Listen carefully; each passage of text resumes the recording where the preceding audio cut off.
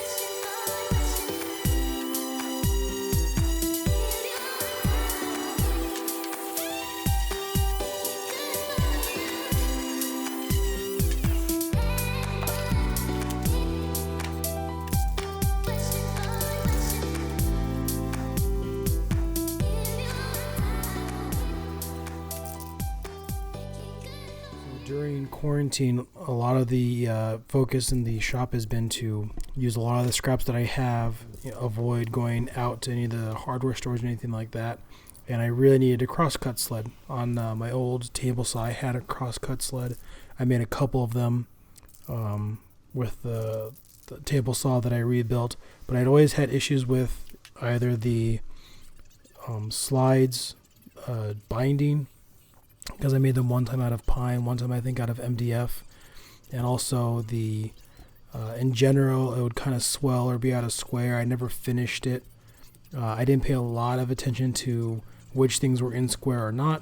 So for this project I did a lot of sanding on all of the parts. I tried to make sure that things were nice and flat and square to make sure that when I'm using the crosscut sled, either for cutting down stock or for some other jigs and gadgets I have planned, it was important to me to try to pay a little bit more attention to the finer details, making sure that I put some paint on it, put some finish on it, sanding things to make sure that they're flat and square. I had some scrap hardwood, some walnut that I actually used for the guides that I sanded and finished as well, just to make sure that this was something that I actually paid a little bit more attention to in terms of its construction, so that it's a better tool. All part of just practicing and getting out there and trying to do a better job than last time and learning from previous mistakes. So hopefully that explains a little bit about the construction of this particular crosscut sled.